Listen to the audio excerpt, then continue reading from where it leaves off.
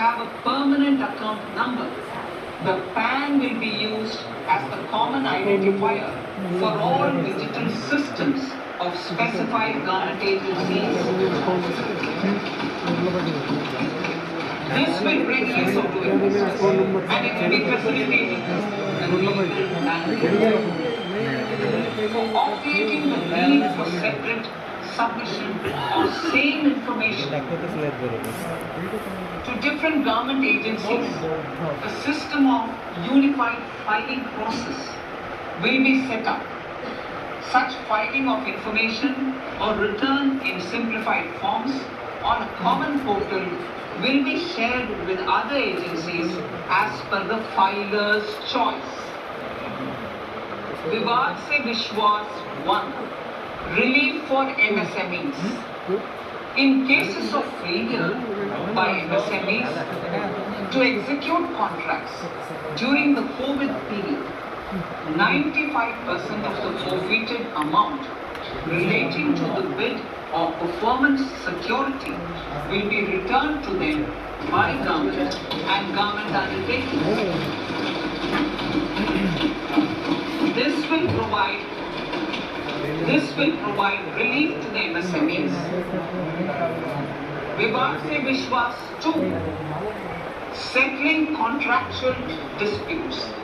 To settle contractual disputes of government and government undertakings, wherein arbitral award is under challenge in a court, a voluntary settlement scheme with seats and machines, and to reduce import dependency, a research and development grant will be provided to one of the IITs for 5 years.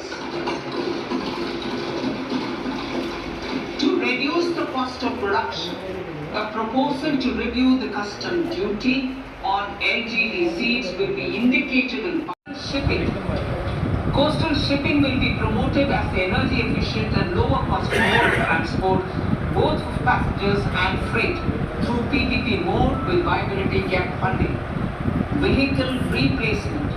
Vehicle replacement is an important country policy, replacing the old political,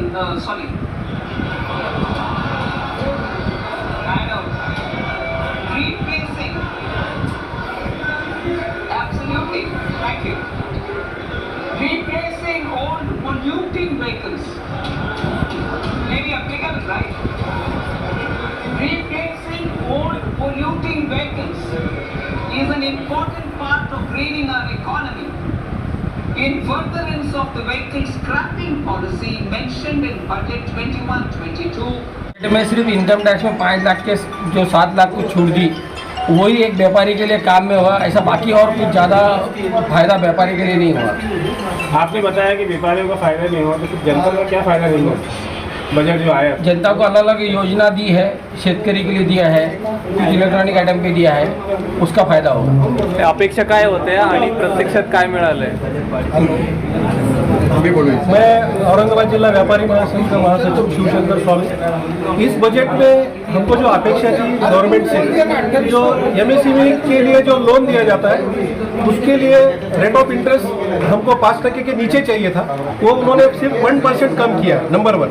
number 2, MSME का जो infrastructure के लिए जो budget था उनका, ये 6,000 करोड़ से 6,00,000 करोड़ से 9,000 करोड़ किया है, तो 2026 तक उसकी लिमिट है। मगर आज तक व्यापारी जो है MSME के अंडर नहीं ले जाते हैं, उनको उसका बेनिफिट नहीं मिलता है।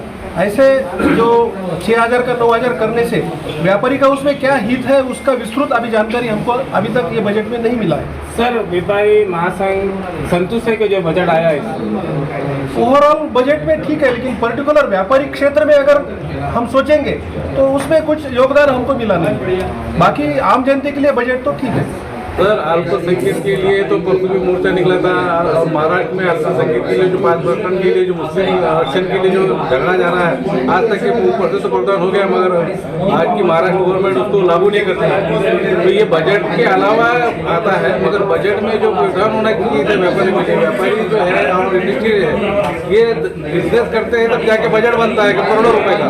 आज वो करोड़ों रुपए का बजट बनने के बाद में अगर प्रावधान अगर व्यापारी को नहीं मिलता है, तो व्यापारी हर कोई व्यापारी व्यापारी तो नाखुश रहने वाला है, क्योंकि इसलिए के अंदर जैसे भी आज के डेट में प्रोत्साहन हो रहा है बैटरी की गाड़ियों का, जो इलेक्ट्रिक बैटरी गाड़ी के अंदर उन्होंने बहुत मामूली सा बजट में बताया कि भाई बैटरी लिथियम बैटरी पे कुछ कमी होंगी, पर किस तरीके से कमी होंगी वो नहीं मालूम। जो चीज आयात कही जाती है, आयात के अंदर कितनी छूट देना चाहिए वो प्रोत्साहन उन्होंने बताया नहीं कि भाई आयात में आप बैटरी का और आयात का रेट बढ़ाएंगे तो बैटरी का रेट तो कुछ ऐसा होने वाला है। क्योंकि आज के डेट में जो डिजिटल बढ़ रहा बैटरी के धंधों में जो गाड़ियाँ जो चल रही है, ट्रक बस जो भी आज के डेट में नया प्रोत्साहन हुआ है, तो मगर उसके अंदर तो ऐसा कुछ खास बजट में कुछ महसूस नहीं और आम जनता के लिए भी वो बजट तक खास नहीं था।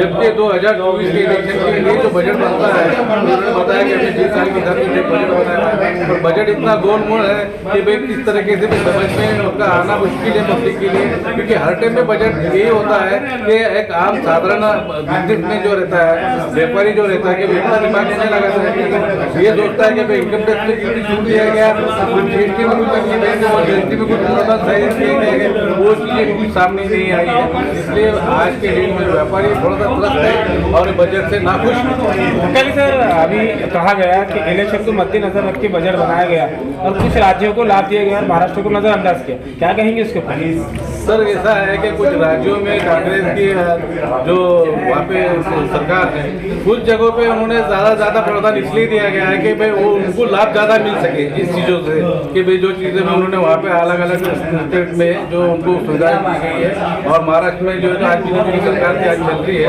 तो उनको आज यहाँ पे महाराष्ट्र में इतना लेना नहीं, क्योंकि बाकी के जो स्टेट में जो है कि भाई वहाँ पर जो है इनको वापस से ग्रोथ करना है, इसलिए वहाँ पे अलग अलग जो लाभ दिए गए हैं तो इससे पब्लिक को फायदा हो और गवर्नमेंट को भी फायदा हो। गवर्नमेंट ने अपने फायदे के लिए बजट अलग अलग तरीके पे पेश किया गया। आज का बजट जो है तो इलेक्शन वाला बजट बताया जा रहा है और ये सभी आम नागरिक के लिए काफ़ी चीज़ें बताई गई है, लेकिन व्यापारियों के हित के हिसाब से उतना कुछ किया नहीं गया है। और जो बताया जा रहा है कि ग्रामीण में काफ़ी लोन दिए जाएंगे युवकों को अपना कारोबार शुरू करने के लिए, लेकिन प्रत्यक्ष में बैंक जो है तो ग्रामीण के लोगों को जल्दी से लोन व्यापारी को देती नहीं है। उनके लिए जो लीज प्रॉपर्टी न बताते हैं बिना कोलैटरल का है, लेकिन प्रत्यक्ष में कोई बैंक करती नहीं है। इसके लिए ज़बरदस्त कानून बना के इन्होंने बताना चाहिए या देना चाहिए, उसका प्रोविजन ये बजट में हुआ नहीं, ये करना चाहिए, ये मैं बोलता हूँ। सारे सर अभी 7 लाख की छूट दी गई है जनता को आईटी में, और जनता को तो कोई फायदा हो रहा है, लेकिन 7 लाख का फायदा क्या होगा छूट? अब वैसा देखा जाए 5 लाख से 7 लाख बढ़ाया, अच्छा हुआ, लेकिन उतनी महंगाई इतनी बढ़ गई है तो वो 10 लाख होना चाहिए था, ऐसा आम जनता के लिए वो हितकारक रहता और ज़्यादा से ज़्यादा लोग फिर इनकम टैक्स भरने के लिए प्रवृत्त होते। जो अपना इनकम टैक्स जो स्लैब है वो कम करना चाहिए और ज़्यादा संख्या नागरिक या लोग उसमें शामिल होने के हिसाब से करना चाहिए था, ऐसा हमारा लगता है। आपका पूरा नाम बोलिए। जगन्नाथ कुजनाथराव काड़े। अदेशपाल सिंह छाबड़ा, अध्यक्ष Maharashtra chamber of trade and commerce. केंद्रीय अर्थ संकल्प को शॉर्ट टर्म के हिसाब से आज देखने का समय नहीं है। केंद्रीय अर्थ संकल्प आज जो बताया गया है और जो उन्होंने अपने स्पीच में भी दिया है कि ये आने वाले 25 साल का एक बेस बोल करके इसको आपके सामने सादर किया गया है। वो सही बात है कि हर सेगमेंट, हर स्टेक होल्डर ये देखेगा कि अपने को अपने बजट में से मिला क्या है। आम बेसिकली ये देखना चाहिए कि ये बजट के माध्यम से सभी स्तर की ओर से मार्केट में इंडिविजुअल को कैसा पैसा खर्चा करने को उसको मुभा मिलती है। आज ये केंद्र अर्थ संकल्प के माध्यम से बाजार में पैसा आना बहुत जरूरी है सर्कुलेशन के लिए, और सर्कुलेशन के लिए जब पैसा आना है तो ये जब सब स्तरों पे जब ये विस्तारित डेवलपमेंट होगा, जिसको inclusive growth in real sense कहते हैं, और इंक्लूसिव ग्रोथ के लिए इन्होंने कई ठोस कदम उठाए हैं, इसलिए इसको नज़रअंदाज नहीं किया जा सकता। हमेशा अपन सिर्फ शॉर्ट टर्म अगर देखें कि इनकम टैक्स का बेस क्या था, उसको कहाँ तक का रिवाइज किया है, वहाँ तक के एक टिप्पणी करना हम जरूर चाहेंगे। जो 5 लाख से 7 लाख की है, इन्होंने कम से कम उस चीज़ को ध्यान देना चाहिए था। आज 8 लाख रुपए का जिसकी आमदनी है उसको EWS इकोनॉमिकली वीकर सेक्शन में जब उसको माना जाता है, ये तो एक हम बेसिक समझ के चल रहे थे कि ये रिवीजन 8 लाख तो बाय डिफॉल्ट होनी है, नहीं ज़्यादा करते तो ये उस चीज़ को पैरेलल करता है कि EWS का बेस 8 लाख रुपया जब है तो आपको 8 लाख तक तो वैसी छूट देनी चाहिए थी। इसमें हो सकता है वो फिर विचार करके इसमें कुछ नया संकल्प करे वो, लेकिन ऐसा है overall inclusive growth, youth power, green growth के हिसाब से और इंफ्रास्ट्रक्चर के लिए जो भी इन्होंने प्रावधान किए हैं ये अपने लिए लॉन्ग टर्म के बेनिफिट्स हो गए हैं। इसी को हम पॉजिटिव समझ के इसको लेना चाहिए, शॉर्ट टर्म को ना देखते हुए। अब हमको जिस हालात में अपनी GDP चल रही है, जिस हालात में इंटरनेशनल इकोनॉमी चल रही है, फिर भी अपनी इकोनॉमी इंटरनेशनल मॉनेटरी फंड के हिसाब से भी आज अपन कम से कम 6.1 से 6.4 की अपनी GDP लाने की पूरी अपनी क्षमता है और वो पूरी होगी। सर व्यापारियों को कितना लाभ मिलेगा इसमें और कितना नुकसान होगा? हर बंदे को लाभ मिलेगा। सिर्फ एक साइकिल होती है लाभ मिलने की, ये मत समझिए कि आज बजट आया और मुझे कल से लाभ मिलना शुरू हो जाएगा। ये एक साइकिल है और जब हर समाज में हर स्तर पे जब पैसा आएगा तो वो डायरेक्टली इनडायरेक्टली व्यापारी के पास भी आता है। व्यापारी के पास पैसा आने का समय आगे पीछे हो सकता है, लेकिन उसका हक का पैसा, उसका हिस्से का पैसा जरूर आएगा। तो इसलिए इसमें कोई घबराने वाली कोई बात नहीं। आपका नाम लीजिए। हम अदेशपाल सिंह छाबड़ा, अध्यक्ष Marathwada chamber of trade and commerce. Maharashtra chamber of commerce, industries and agriculture Mumbai, इसका उपाध्यक्ष के रूप में यहाँ पर उपस्थित हुआ हूँ।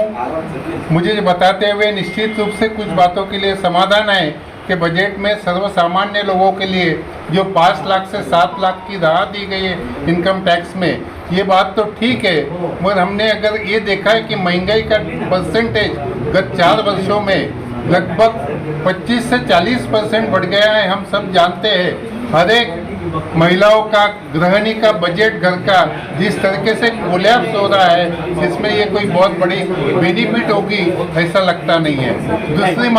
दूसरी मांग हमारी विशेष रूप से ये थी कि GST के राहत में हमें कुछ राहत चाहिए थी, जिसमें हमें नए रिटर्न्स दाखिल करने के लिए उन्होंने कुछ हमें आश्वासित किया था, जबकि हमारी चेंबर के माध्यम से आदरणीय अर्थ मंत्री सीताराम मैडम से बात हुई, चर्चा हुई थी, और जब बजट के पूर्व इस बारे में हम लोगों का डेलीगेशन उन्हें मिला था, उसमें उन्होंने एक्सेप्ट किया था कि हम निश्चित रूप से GST पोर्टल में सुधार करके उसमें व्यापारी और उद्योगपतियों के लिए पुनः रिटर्न दाखिल करने के लिए कुछ राहत देंगे। और अनफॉर्चुनेटली जो सबसे बड़ी डिमांड ये थी, ये हमारी पूरी हुई नहीं है। ये बात मैं आपको विशेष रूप से उल्लेख करना चाहता हूँ। सरकारी कर्मचारियों के जो पेंशनर होते हैं उनको क्या लाभ मिला इस बजट? सरकारी कर्मचारियों को तो हर समय अच्छी बातें दी जाती है, क्योंकि they are the major voter जो यूनाइटेड के रूप में शासन को मदद करते हैं और एक लॉबी के रूप में शासन के साथ रहना चाहते हैं, इसलिए निश्चित रूप से उन्हें दिया जाता है। पर जो आम जनता है, विशेष रूप से मैं जो 90% व्यवसायिक जो है, जिसे कह सकते हैं कि जो खुदरा व्यापारी रहता है, उससे हम पेंशन योजना की डिमांड की थी, उसके बारे में कहीं भी उल्लेख इस बजट में हुआ नहीं है। ये बहुत दुर्दैव की बात है। आपका पूरा नाम? मेरा नाम तनसुख जांबड़, उपाध्यक्ष Maharashtra chamber of commerce, industries and agriculture Mumbai.